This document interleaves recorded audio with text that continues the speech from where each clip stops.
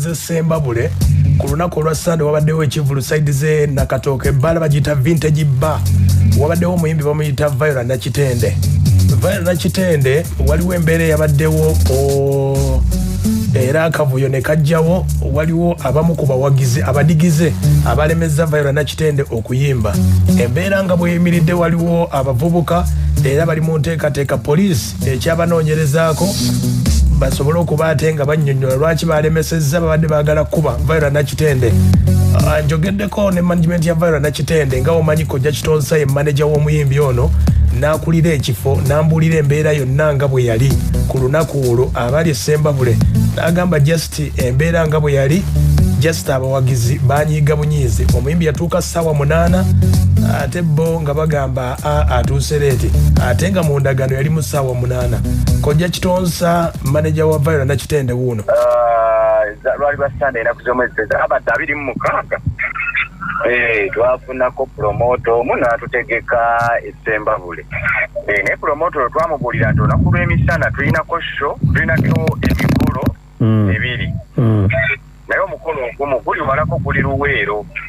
so ne tumugamba tusuubira omutuukako wakati w'essaawa 7 n'8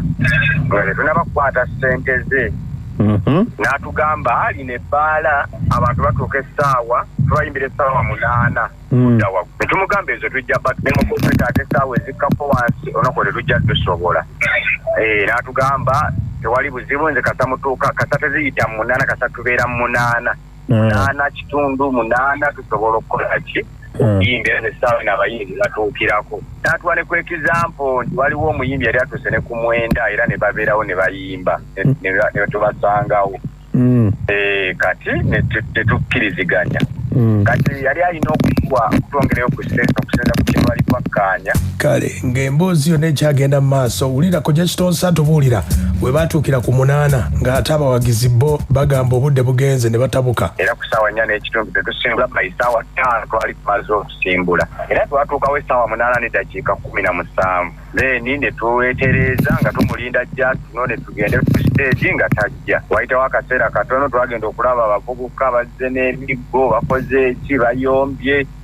age mutuuse leeti temugenda kulinnya ku stage ne kati ffe ng'abantu abamanyi embeera z'abantu na biki ne tusooka ne tubaswamu obudde ne tugendako ne managi w'ekifo ne tumugamba awoyewooye abawagizi be ffe tubayimbize tugende bagenda okulaba nga babalemeredde nga wajja kubaawo obuzibu bayasuze emmotoka bakoze eki so ne tusooka ne tubeetegulamukko ne tuddako ebbali bamale okwesootinga kati twazeemu ebbali okwesootinga twagenza okukubira ku mutegesi nga takyakwata simu zaffe ne tusalawo ne tukola kino ne bagenda era ategeezezzaako nti okuyimba tebayimbye kubanga embeera yabadde eyinza okutabuka nga ate baagala kuba mmotoka. Tetwayimba kubanga n'omutegesi yennyini bwe twaddako ebbali twamukubira amasimu ajje twebe tukyandolinga nga takyakwata amasimu nga tinaffe tukyasobola kuddayo ku kifo kye tuleete kifaanana bwe kityo obedde tebaayina na security nga kyekifo tekyayinawo nti oba security yuno bagisudde bayambeku so mbuli ngeri nga tosobola kuddayo nga tewali security tewali kinga ne bwofuna obuzibu era bugemu akukusalira twawe tutamanya kyagenze mu maaso wabula nazzeemuko okuwuliza omu ku bantu sayidi eyo nga ŋŋamba nti omuvubuka eyagugunga abantu balwane bamugambye akwate sho eyo yennyini nga bwe yali addemu agitegeka ku kifo wekifo ekyo batannaba tugambako kubanga ffe tetulina musango gwonna twatuuka ku kifo. Aya basi batuuka ku kifo kati obuzibu waliwo bano abaali waliwo gwe bayita Doni waliwo bonna baboda waliwo ne gwe bayita Amosi abo babiri omukulu nannyini kifo kya vintage bar Nakatooke njogeddeko naye n'ambuulira ye kyali kitya ku sayidi ye ku kivulu kino embeera nga bwe yali omutegesi baali bamuyita Hamuza Promotions naye ye nannyini kifo aŋŋambye bw'ati wala yatuukamu leeti mukko saagali munaana bw'atuuka leeti mukko yasanga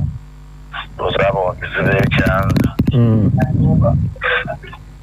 ne bamugamba ajja kuyimba obudde bugenze avuddeyo amukwatira emiggira ne bamugoba n'agenda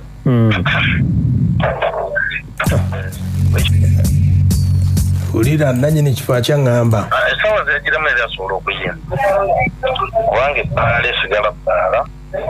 yali asobola okuyimba naye ngera bwomanyi embeera y'ebbaala osooka okubatamidde olwedde nga tebatalina nnyo kigendera kya muyimbi nga obuzibu baagala kugenda kati okuleeta obuzibu basobola okumulemesa okuyimba mu ngeri. Okay, kati nga mmwe mulinayo enteekateeka okumukomyawo oba? Badde sinabakirowoozaako nnyo kuba okubakuula ekiro ekyo nazimaze okufuna akabenje k'emmotoka naye nadde sirimungi kati nga sinakuddamu bituulamu. Kale nannyini kifo ategeeza nti baguddewo omusango ku bavubuka bano baakola akavuyo. Abavubuka bali babiri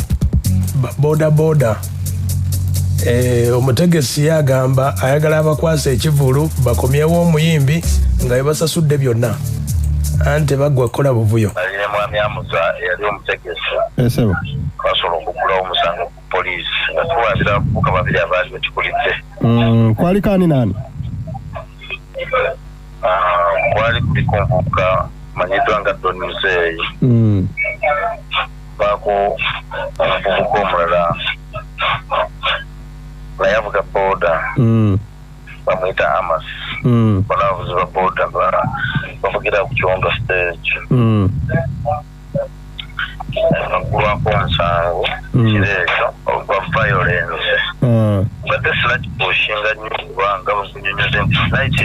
naye nali maze okumanya akabenje. Kale yembeera bwekyayimiridde nannyini kifo kya Vintage Pub wasobodde okuba ate ng'ategeeza just bawagizi naye nga management y'ekifo yeetonda byonna ebyaliwo era ne management y'omuyimbi Viola Nakitende Kojja Kitonzi agambye ati abawagizi baffe twagala okubagamba n'okubakakasa nti tebali batutimba ne tutayimba wabula tubeetondera olw'okukeerewa mu kaakadde naye ate tekyali kuffe okkiriziganya ne promote yatutegeka n'atugamba obwo obudde buli fayiri bwe mba bwe mujja okutuuka era naffe bwe twatuukiriza era bwe twatuuse so kati ogwo omusango si gwaffe twatuuse twali tugenda bawa saaviisi yaffe naye okusibuka empisa okwabaddewo kwe kwalemesezza opafomenti okugenda mu maaso era tubeetondera twagaa nti bantu b'ekitemba buli mwagala okuddamu tutegeka mututegeke ffe weetuli okubayimbira. Omuyimbi naye yeetonda obutayimba kubanga kiba kibi nnyo kubanga abawagizi bakulinze ate n'otabayimbira then ne bannannyini bifo okwongera okukuuma disipulini bakasitoma baabwe kubanga bakasitoma baba nga balina disipulini ezo essaawa zaabadde zimala bumaze omuyimbi okutuuka n'ayimba. Kale yembeera bwesobola okuba ate ng'etambula ku Vintage Bar Nakatooke bonna abali abawagizi